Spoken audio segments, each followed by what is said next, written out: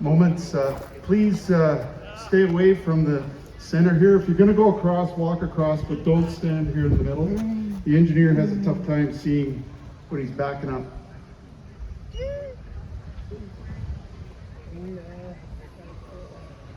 History of the turntable and the roundhouse behind me dates back to the days of England and the Industrial Revolution.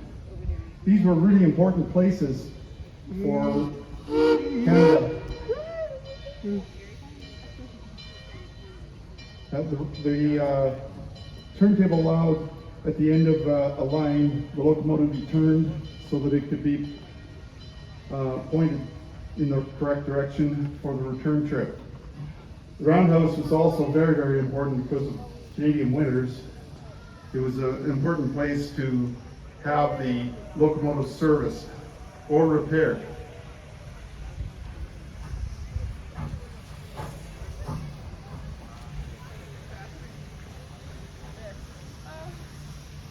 Turntables were really important for being able to, in remote areas in Canada. Later engines like the 2023 and the 2024 were could be turned by hand, believe it or not. This particular turntable is air operated, and they could also be electrically operated. This turntable, we believe, came from Sycamoose, British Columbia. Now, Heritage Park itself represents a time in Western Canada in the early 1900s when railways were at the forefront. There were no roads, and you might find this really interesting, but these railways became very instrumental in the development of Canada. Now I'm going to ask folks a question. Now I was an educator in my professional career, so I'm going to ask some questions here.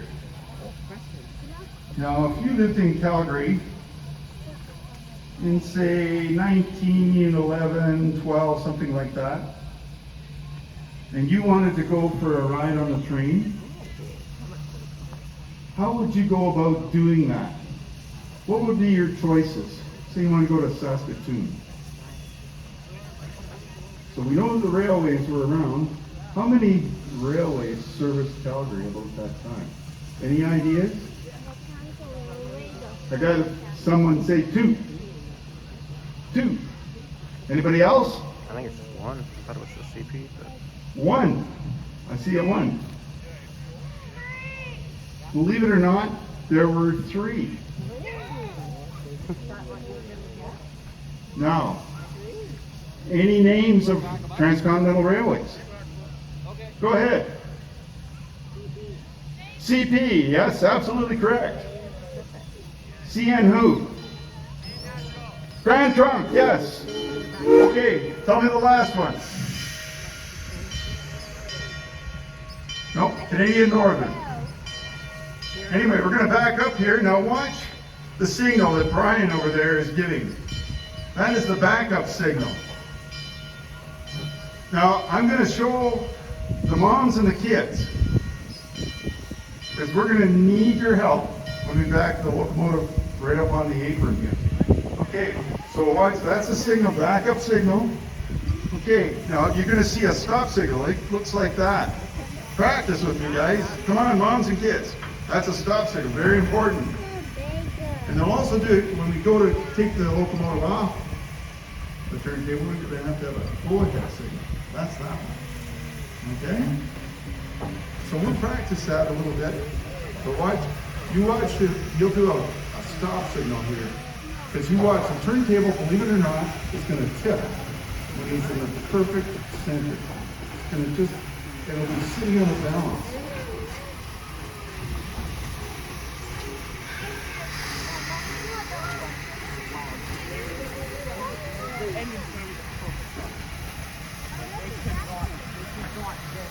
A larger locomotive. Backing up, backing up, backing up. There, that's a stop signal. That'll do.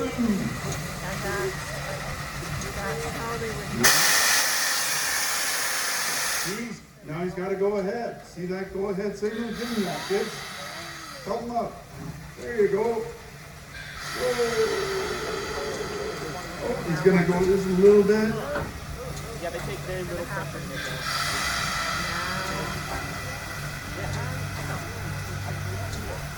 Watch his hands. We got her stop. There, we're all set up. Now, if you want, they're going to hook up a hose on the front of the locomotive, and they're going to open the air valve, because that's how they use the brakes. It's through air. But the air pump is going to start pumping, and we'll see it right here in front of us. Brian's going to hook it up. You'll have to pull a block out of the way, right here at the back. But watch, you'll turn the air valve on. Brian will, once he gets it hooked up, might need a hammer. Oh, we got it.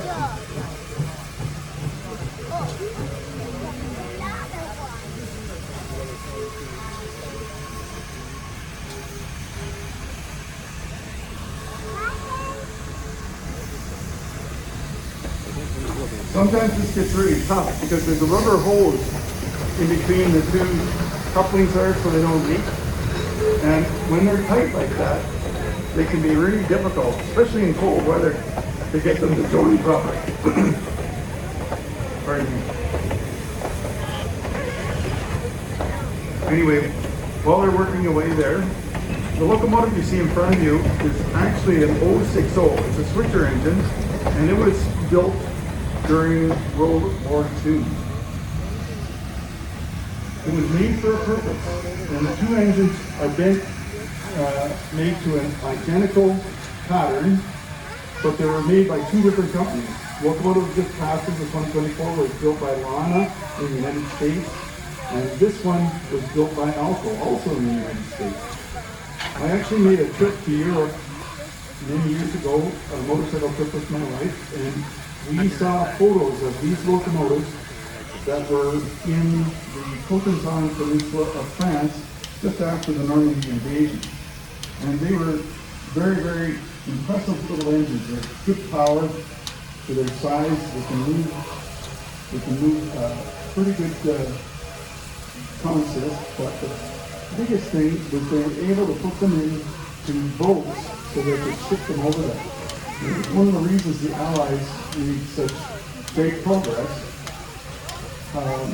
following the invasion of Normandy in World War II. It was really something to actually see the photos of these engines at work.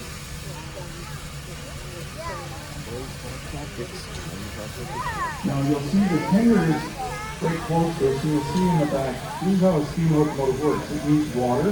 This one holds, the tender holds 3,000 gallons and 1,800 gallons of oil. And oil is supposed to fuel, and the bunker for the oil is in the middle, just ahead of the rear light. And the locomotive itself is a cab, there's a number of controls and such that the men need to manage. So while we're working away here, I'm going to try and, I think George is on the engine today. George, can you see me? Awesome, George. George, can you have the boys start their injector just to show people what it's like? An injector takes the water from the tender and he puts it in the boiler.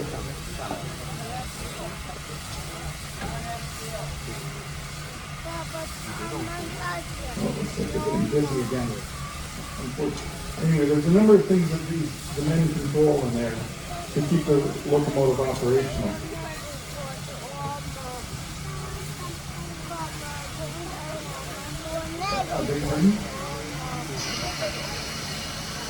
Well, none of these boilers go that high. The gauge goes that high, but the maximum allowable pressure on this locomotive is 160 psi. 160. Now the locomotive itself, I think they're having some trouble with the O-ring, so it looks like they're doing a replacement there. Perhaps while they're doing some work here, I can move to another thing that I was intended to talk about. And 100 years ago, we had more than 100 years ago, the country was engaged in the First World War, and Canada was all in. The CEF played a significant role, claiming many victories at Ypres, Louis Ridge in France, and many others. But one of the reasons for the success of the CEF was the work of the railway battalions. The railway battalions, there was about 22,000 of them by 1917. And if you want to see something very interesting, you can see those men at work in battle at Calgary Moor. But I won't go into much detail about that. So who were these guys? Well, as I mentioned prior, there was a tremendous amount of railway development in Canada. We had 3 transcontinental railways, the Grand Trunk, the Canadian Pacific, and the Canadian Northern. These railways were in competition with each other, and they were really working hard to build infrastructure. And they were supported by both the federal and provincial governments to do this, because there was a lot of resources available, and there was a lot of immigration at the time. We had good soil, coal, things like this, especially in Alberta. As a matter of fact, the railway I work on was the main line of the Canadian Northern Railway between Edmonton and Calgary. And one of the big reasons they were there was coal. Big Valley, for example, they had, which is a small town now, but at the time it was about 2,200 people lived there. And they had 7 coal mines. Not to mention they were a divisional point for the railroad. You had a roundhouse there, a turntable, just like we have here at Heritage Park. Now, a very interesting thing happened was that they got into some financial difficulties because of the First World War. They just finished the Transcontinental Railway and they were in debt. And one of the challenges that faced them was also wage and price controls and the loss of the men who were doing all the work. The 22,000 joined the Canadian Expeditionary Force. You have to remember Canada only had about 8 million people at the time. So these battalion workers, believe it or not, did something really unusual. As you may be aware, with the Ukraine right now, the infrastructure was damaged very, very badly in France. The Canadian government, because we had so many troops over there, knew that we had to do something. So, the Grand Trunk and the Canadian Northern were told they were going to work on one line in many places, and all this new track was pulled out. The track went to Halifax and ended up in France. These men, the 22,000 with the battalions, railroad battalions, put it in 1917 in France. They became responsible for 60% of the main line track and 100% of the narrow gauge right behind the trenches. They were instrumental in making things workable and preparing the infrastructure for victory in 1918. Now, you can see trying to open the air for the, and you're going to hear the air pump start to work here. It's going to go pump, pump, pump, pump, pump. And then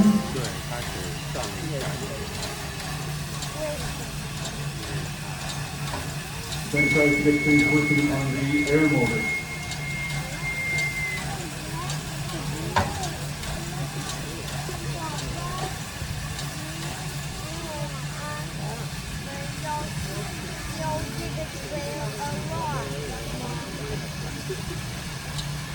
Except for the road of sound. So anyway, I'll continue with my story about the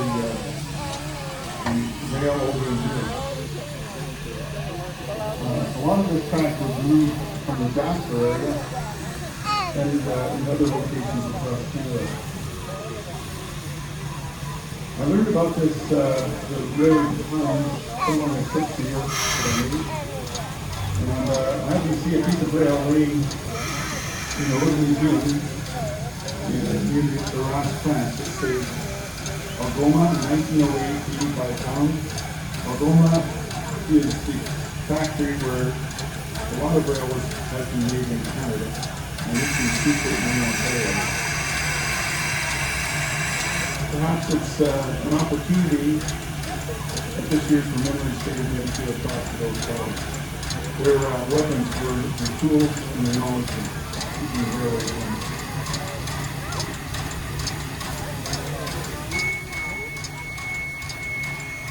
Now this afternoon, we're going to have a water tower demonstration.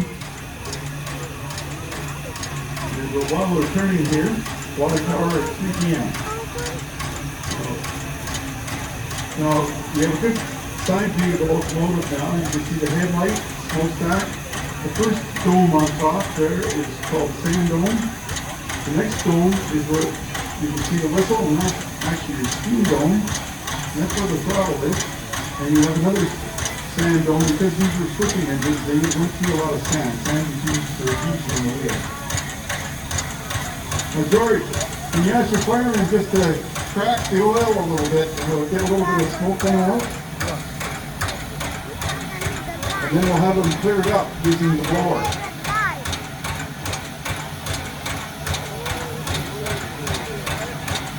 Okay, so this would happen sometimes when the crew were getting ready for a trip and the engine wasn't hot. So you'd see this is a common practice. So he's got the stick in the blower, put that probably on oil valve there. Now if you hear that tick, tick, tick, boom, boom, boom at the front, that's your air pump. And it's supplying the air so the air motor can turn the engine sideways. Neat. I've never seen the pistons actually. The bell here, the bell is used whenever they try to make a move. And I'm going to ask George to do a few signals with the whistle. Are you okay there, George? Okay. So, if you give him this signal here, that's the go-ahead signal. Okay, George? Can you give me that one? So, 2 whistles. Okay, so kids, I want you to give George the backup signal, and he'll give you the signal back. Remember? It was like this. Give it to him. So that's 3, okay? All right, so next one. Moms, this is your job. The stop signal.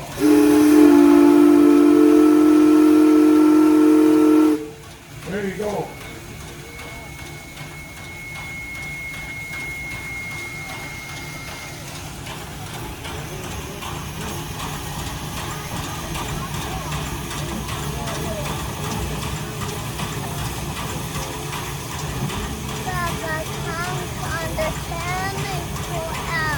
The kids are coming up just about that time now, so we're going to have to give George the come ahead signal. And I want everybody out of the way here.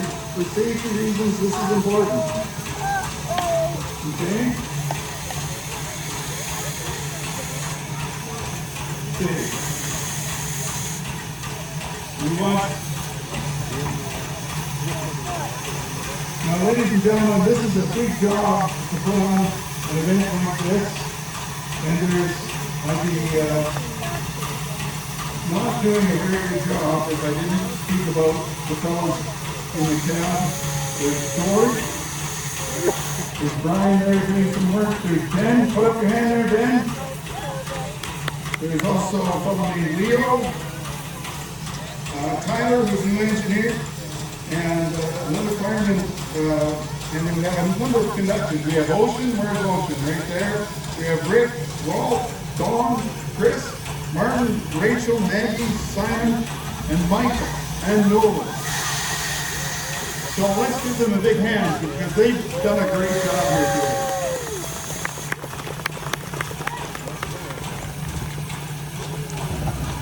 So whenever you're ready, guys, we have to just wait for the, I'll have to wait for the high sign here.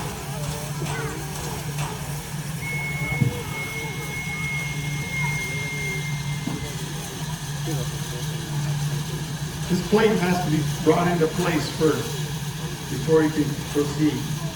When he does that, we'll be ready to give him a go-ahead signal, okay, kids? Moms, you ready? I want everybody to do this, okay? The come-ahead signal's that one, but not until we're ready, okay? It's going to be like this. That way George will be able to get on and then this will stop, okay? All right, good. He's ready.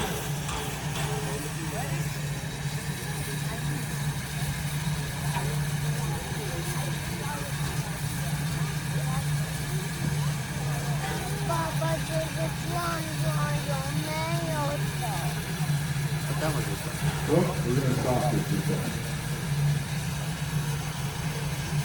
Everything has to be